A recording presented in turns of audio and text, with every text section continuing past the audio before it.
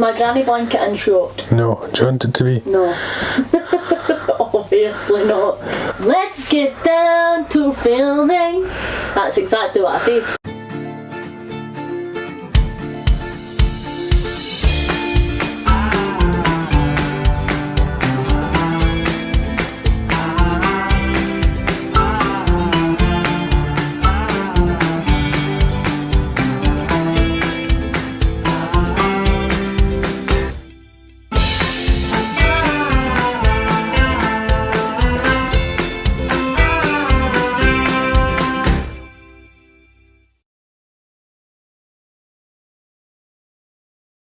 Now, if you're too mean, I'll be able to make you cry. Too mean? Mean about the books that I like. Right. Because I know how to make you cry. How? Oh no. I just need to show you this happy Brussels sprout. Look how happy he is. I know. Stop it. Right. He just looks so happy and content with his wee Brussels sprout life that it makes me happy.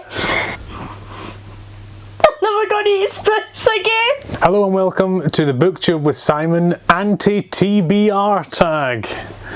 Sounds like the sort of person you're excited that the coronavirus restrictions isn't going to let visit you at Christmas. Anti-TBR? Come and give you an anti-TBR a big kiss.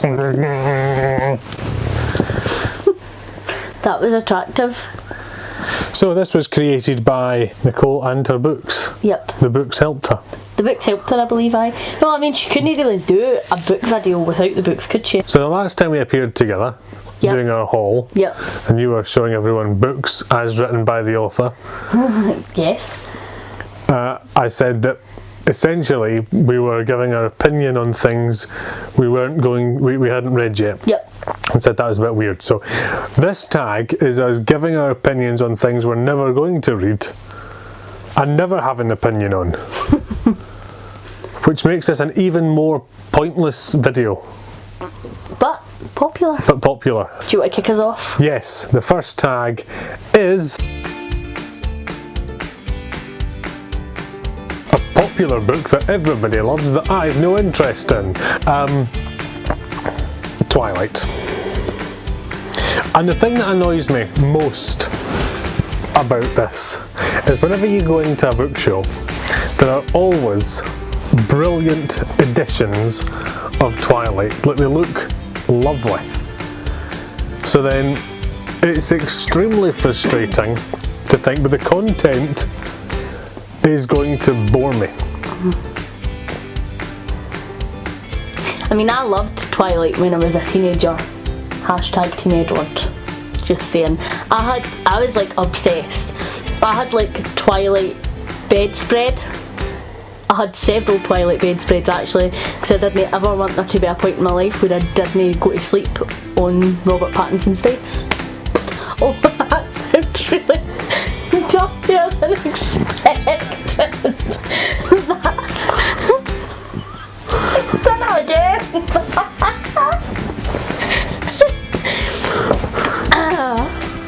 Swiftly moving on.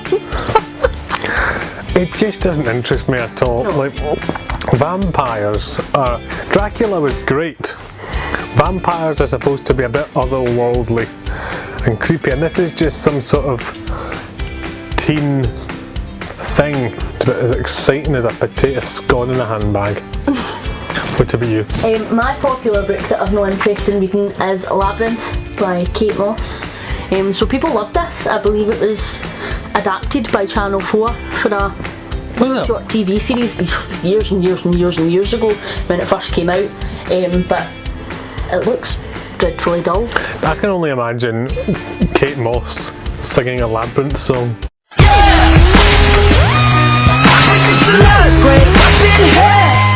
That's fair. But you've picked this up a few times, haven't you? Yeah. That's why we have it. Yeah, I think I will read it one day eventually when I get round to it. No for me, no my cup of tea. It looks dull. Mine's is Vanity Fair by William Makepeace Thackeray. It's a bit of a observation on society at that time. Just sounds boring, and I like the Penguin editions of the classics, and even the cover of it's boring, so no for me, hard pass. To be honest, I actually nearly chose Vanity Fair as well. Did you? Yeah, I did. There we go. I think, is it not supposed to be slightly feministy though? Like, is she not supposed to be challenging the norm and trying to fight her way through? I don't know, I just think it's meant to be a bit scathing and a bit sarky about that time, which, I mean, I'm usually up for scathing and sarky, but it just sounds dull. Wuthering Heights. My heart is breaking! But here's the thing, right? Wuthering Heights. First up, unlikable woman, unlikable bloke, didn't think they liked each other. In a place they don't like, with weather they don't like. That's pretty much our entire life. I like miserable weather. What is in any way entertaining about 400 pages of everyone hating every aspect of the book? Nothing is. And then, are they not supposed to be like step siblings or adoptive brother and sister or something creepy and weird? So like, we've already got a Lannister situation unfolding in front of us, and we all know how that ends. It's the whole thing, it just sounds really boring. Like, it's just angst and moaning and whinging, and I don't like you because I thought you don't like me, or you do like me, well why didn't you tell me that because I don't like you now, or I do like you now, or you don't like me now, for goodness sake. Terrible.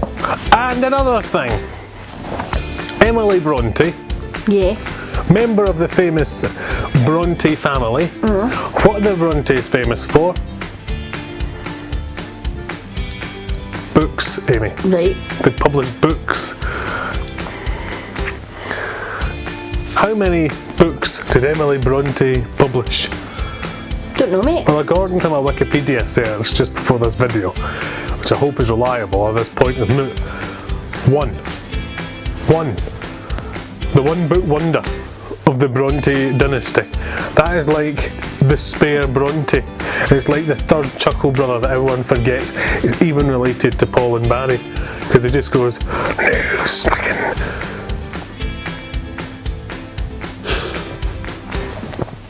There's nothing good about this. I thought it was brilliant. Name the 3 flavours of Napolitan ice cream. Chocolate, Yep. strawberry, and Yep. vanilla. Someone, no, you forgot mint. You said 3 flavours. Chocolate, strawberry and vanilla is Neapolitan. Chocolate, strawberry and mint. No, it isn't. It is, and everyone forgets about mint, just like everyone forgets about Emily Bronte. It's chocolate, strawberry and vanilla. I've ate enough ice cream in my time. Well, I'm hoping it's mint, because otherwise our point's ruined. This is the Bronte that just didn't need to be. This was her trying to get in on the writing action, whapping out a duffer, and then stopping writing. It's so no a duffer. So no a duffer. There's only one thing that ever brings anyone any sort of excitement when you hear the words Wuthering Height.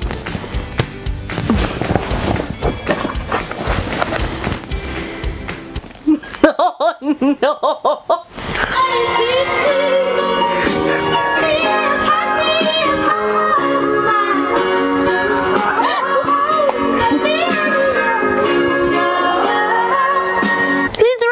She talks incredibly. I really liked Wuthering Heights. I unironically had a bag in high school that said Heathcliff as my homeboy. And the next prompt is 5k rolling. No. Oh. Wow.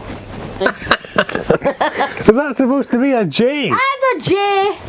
I didn't slag you for your swishy wishy writing.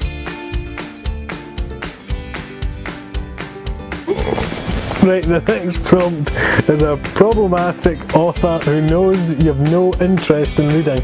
A problematic author whose books you've no interest in reading, or just an author whose books you've no interest in reading.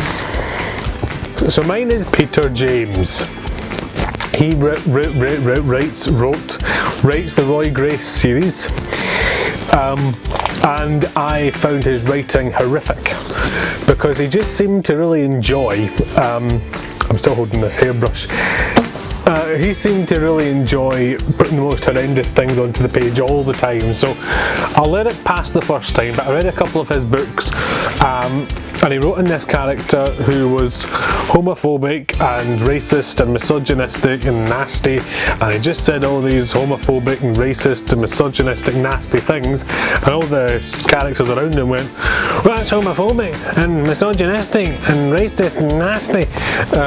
And I just seemed to relish getting to write all these pieces of dialogue. There was always about 7 paedophiles in every book, even though it was never a child abuse case. And I just found, like, I'm okay with books that have tough stuff in it if it makes sense, but none of it seemed to be justified. It just seemed to be there, and it was quite uncomfortable, and so I'll never read another Peter James book again. Mine's is J.K. Rowling. Shock. Yes. I adore Harry Potter. Harry Potter has been a huge part of my life for a number of years. It was part of our wedding. We have hundreds of Harry Potter stuff around about the house. But I will never ever purchase another J.K. Rowling book ever. For her anti-trans comments, she is banned. And if I do want to buy any Harry Potter related merchandise in the future, I will make sure it is unofficial, so she gets not a single penny of my hard-earned dosh. But is that not slightly unfair? Because although you might not agree with her views on certain things, you are enjoying the world she created. So don't you think that she deserves fair credit for that? Yeah, fuck. Is the only answer. I think that if you're going to spew bile and hatred, then you didn't deserve any of my money ever. So no, I don't. Christopher Brookmyre, which disappoints me because we're from the same town, and the style of his books is quite funny, and I really thought I would enjoy them, but I picked up his first and I found it really boring.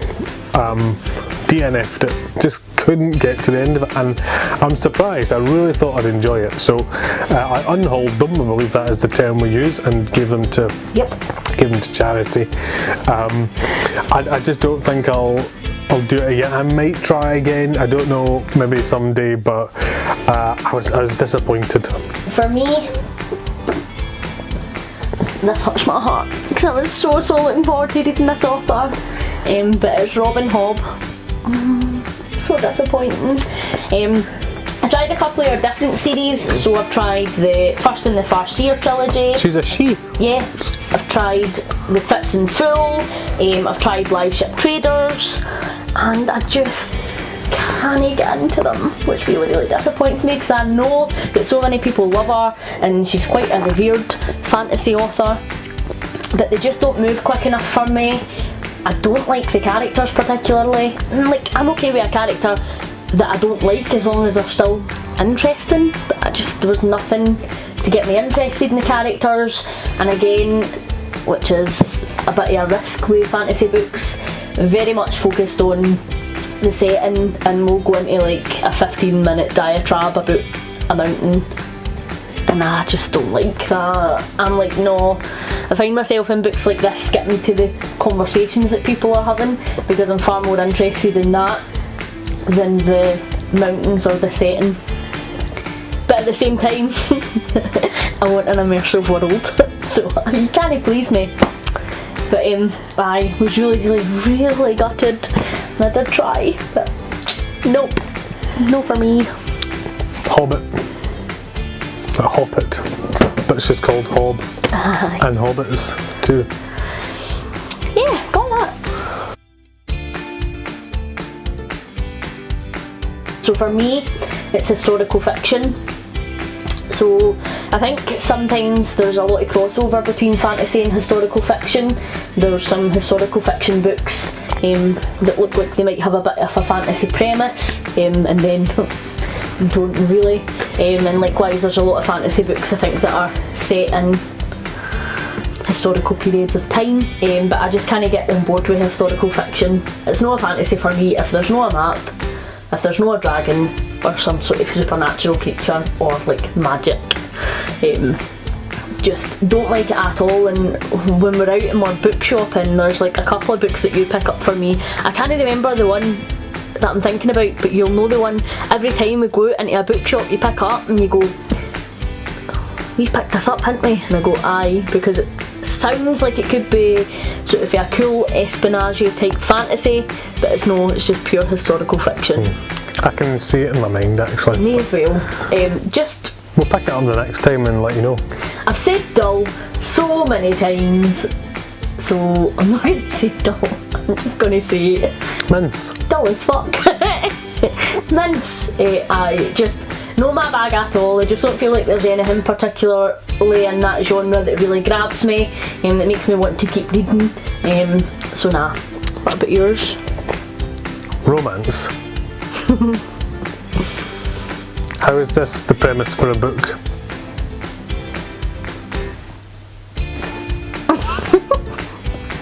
They're all the same. They're all the same. Person A fancies person B. They write a whole book, then normally get with person B. Or sometimes don't get with person B.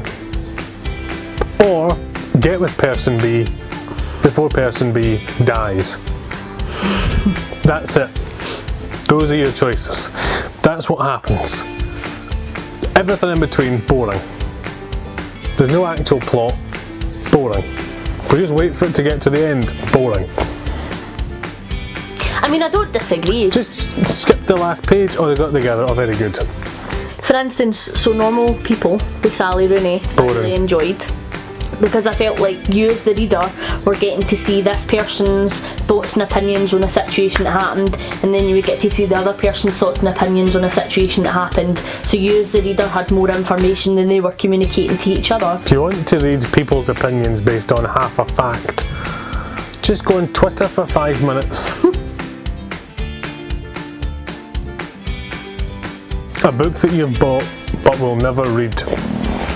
For me, it's this, the Necronomicon, a lovely hardback edition, foil cover, black spray pages, full of wonderful, nasty pictures, and a wolf thing. I'm probably not going to read the Necronomicon because I'm not that much into horror, but this one in particular I definitely won't read because it's in Serbian and I don't speak Serbian. So You speak some Serbian. I can say hvala and dobro jutro and pekeski kompe, which is that's potatoes. But Really? Potatoes? yeah, the potatoes that I liked from the canteen. There's like Sarma? roast potatoes. That's a Serbian word. I don't think it is. Right, okay. So yeah, it's a book I'm not interested in a language that I can't speak. That's one I'll never read. Mine is not just one book, it is a full set of books that we have that I will never read. The Encyclopedia Britannica. Simon got me a beautiful full set of them. I came home one day and there was like 50 boxes all over the floor and I was like, what have you done? But they're absolutely gorgeous and I will never sit and read them because I think that would be fairly boring, educational as it might be. But yeah, it was always my dream to have a complete set of them and he picked me the perfect set. They are gorgeous. If you're wondering why there's a carrot on top of them, It's Kevin. People know Kevin. Possibly in the UK, you little Britain Brexit loving. Oh, don't be starting rumours, thank you kindly. The carrot and the dinosaur are from TV commercials Commercials, it's an advert. that turn up at Christmas time. We've got our Christmas decorations up, and our Christmas decorations include a stuffed carrot and a stuffed dinosaur. And that's perfectly normal.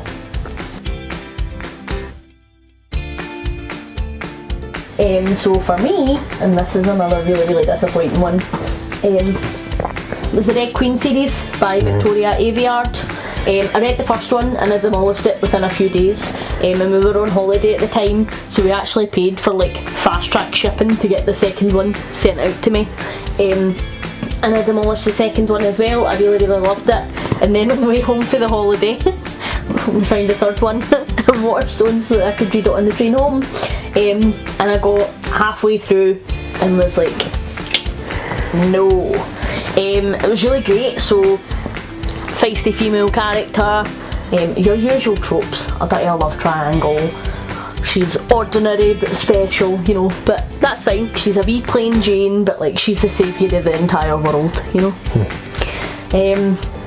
It was really good. I really enjoyed it. And then in the third one, the writing style switched up, and you were getting it for other characters' perspectives, as opposed to just your main characters, which is something I really enjoy in books. But every other character that Victoria Aveyard wrote, it just sounded like she was writing as if she was the main character. You weren't really getting all these other characters' storylines and their thoughts and their feelings. It just felt like she was writing as the main character, but with less effort, and slapped a new name on it. So I thought it was pish, and I was really gutted because I was really enjoying the series, but I've never been able to get past the third one, and I know that a lot of people had similar complaints with it, but then there's other people who really love it. There's more more books being released, but I'll not pick them up. It was humongously disappointing. I'd rather a beak than have to read another one of her books. She can duck off. Oh god, I became you. The Alex Cross series by James Patterson. I found it boring. Alex Cross. You look so bored, even having to talk about it for a couple of minutes. Alex Cross was supposed to be both a doctor and a detective, which made him a unique protagonist and uniquely capable of solving these hideous crimes. Thing is, he wasn't a very good detective or a particularly revolutionary doctor. Most of the solutions came about due ex machina. And he was really flat. There was also so many supporting characters that you just couldn't possibly keep track of them. His gran was like the family matriarch. She was a standout character. Fantastic. He was boring. Love a granny. Yeah. But you know, the thing is, like, detectives, to have a long detective series, which this is, in a detective you actually give two hoots about. You know, Poirot, Belgian, grey cells, iconic. Rebus, grumpy, Scottish, fat, you can relate to him. Kay Scarpetta, fantastic pathologist. But this Alex Cross guy, I mean, boring, doesn't even cover the sides. So I read two. The villains were actually quite good, as I recall. The villains were quite well thought out and you know, three-dimensional.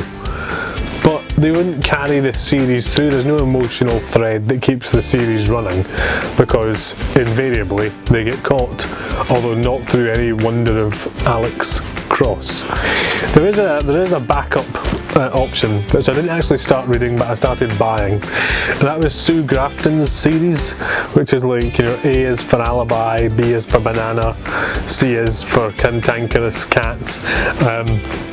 and there was meant to be 26 of them, and I was buying them up, and whenever I went into the charity shop, so I'd pick up the next few. But I really started to get annoyed because it had moved publishers and things, so all of the editions were different. So you had a run of letters that were the same, and then a completely new design for the next run of letters, and it just looked like a mishmash. They weren't even the same height. So I just thought, no, this is really gross. foul and disgusting. So I get rid of them all, and I'm not sure that I should say this, but I will.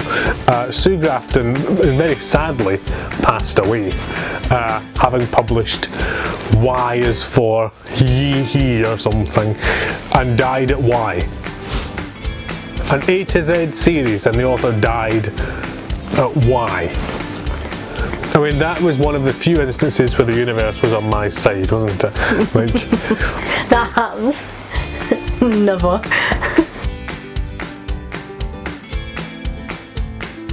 The 30-day fitness plan, or whatever it's called, by Joe Wicks. Oh, that shocks me. Joe Wicks gets on my wick. If you're fortunate enough not to know who he is, he's become a phenomenon in the UK. He's this floppy-haired, long, gangly guy that thought, I'm just going to start a YouTube channel in the middle of lockdown to use my questionable skills and talents in an effort to help the country through the pandemic with an overinflated sense of his own skill level. What? Nothing. What does he do? I hear you cry. PE lessons, To be fair, gym lessons, sporty workout lessons every day. First on the YouTube, then it got onto television, then it got a knighthood or something. Sir Wick. to be fair, Can I just point out that we're in the middle of a global pandemic? People are dying all over the place. The cinemas are closed. We can't go out for dinner. Everything is cancelled. Yet, this javelin joker thought, I know what's going to make everyone just that wee bit more depressed than they already are. Remind them of school sports every day in their living room. Because what's going to make you even more depressed than being under house arrest? House arrest with a PE teacher. No! So I'm not getting his book. Thank you. to be fair, Yeah. I think he was like quite a well-known personal trainer before like the PE lessons. I think he's a really well-known personal trainer who just decided to do the PE lessons for the kids to sort of help them stay active during Well, lockdown. did you know him before lockdown? Well, I'm not exactly Did you know him before lockdown? who would look for a personal trainer. Did you know him before lockdown? No. No, me either. So in our scientific study we've just done here, that is no percent of people, 0% of people, 0 out of 3 people here. 3. Well, do you think if you said to the dog, Joe Wicks, he'd start going, no. He wasn't that well known. Okay. I know who David Beckham is. I know my sporty people, Mo Farah. I know sports people. Do I know Joe Wicks? Well, I do now. Did I know before this lockdown? No. Rich, and look at your face. I think you've hair envy because you decided to half-arse a haircut for yourself at the beginning of lockdown and he's still got his curly luscious locks. I think you're just annoyed that he's got hair now and you haven't. What is the point of a book about press-ups? I'm sure if somebody is really into press-ups they would enjoy it. But you can't read it while you're doing a press-up. You're not going to be like, oh, really? How do you turn the page mid-press-up? It's like, no, can't be done. So then, who's going to buy it? Oh, you fat Karens on the sofa. This is what a press-up must look like. Look at that picture. That's what a sporty person looks like. cancelled. Yeah, I think you're going to be cancelled after your fat Karen comment. Mine is Fable by Adrian Young. So there's lots of people who have been talking about this online. It's quite popular. I saw the cover artwork for it and I was quite interested, to be honest. It was giving me like Brave vibes and I thought, oh, is this maybe like a Brave retelling? Like, are we going to get a badass Merida type character? But no, it's more Pippi Longstocking than Merida. It's a bit of pirate. I just don't like pirate books, really. So, I mean, it's my fault. I've misjudged the book, to be fair. So I got myself excited. Yeah, but you know why they're so popular? Why? Because they are. I wish I saw that coming. I would have picked another book to talk about entirely had I knew that you were going to do that. Anyway, yes, looks awful. That sounds so harsh. It just looks awful to me, to be fair. If people like it and they're all about that pirate lit, then good for them, but it's not for me. But do you know why people are enjoying it though? I'm not falling into this trap again, so just move on with yourself. You're going to end up with a eye patch because I'm going to deck you if you try and make that joke again. Anyway, that wraps it up for the anti-TBR tag. Now, while we're talking tags, Yes. Kit's World is a fantastic channel that we are both really enjoying. Kit is very funny and has a very calming voice. Actually. He does. It's ASMR. Yeah. Booktube. What does that stand for? Like a super merry read? Yes, aye. What's that? Is that one of these text things? Text things. Lol and... You sound ancient. Well, it's not a word, it's not answer. Like, it's clearly one of these text abbreviations that I have to test. Use a whole word. ASMR, it's like very relaxing, particular noises that people enjoy and they just like to listen to them to help them relax. That makes no sense. Well, do you come out of a massage and go, that was pure ASMR. No. Lol, kiss, kiss. GTG. I'll find you what it stands for because you just won't just let this go. Autonomous Sensory Meridian Response is what ASMR stands for. Oh, it's an actual thing. It's an actual thing, yes. Why do you say so? Oh, So anyway, the point is he's very good and you should subscribe if you haven't subscribed. If you have subscribed already, then you will know that Kit has been busy in his YouTube laboratory creating new tags. And he's created two recently. yep. One is the off-topic tag, which is chatting about not books. And the other is Dicing for books. So he rolls a dice and he's got a dice for however many bookcases he has and then a dice for how many shelves are on that bookcase and he rolls them. And then he'll be like, alright, so I got a 6, so it's bookshelf 6. 6 shelf down, and then he rolls another dice and it tells him how many books along to count, and then he just pulls it off the shelf and does like a wee mini review of that book, which is cool. It's an interesting way to do it. you know, dice is plural. Dices? No, dice Dice? is plural. No, dice plural. Die is singular. What? A die, 2 dice. No. How is this my life? Dice. Since when? Dice. Mice. Aye, but I wouldn't go my. Because it's mouse. So we'd like to do one of those tags. And we'd like you to decide which one. So comment below, or you can text this number. I'm doing this so if there's no comments it doesn't look like nobody was interested. It's just because they've all texted the magic number.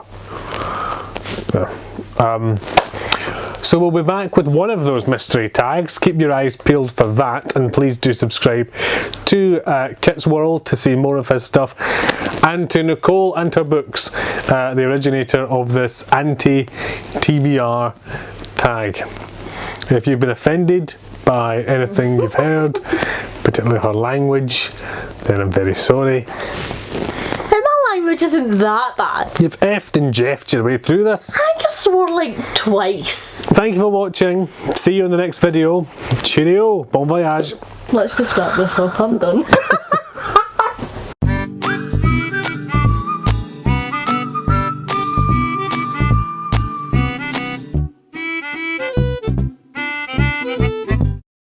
Don't cut them out.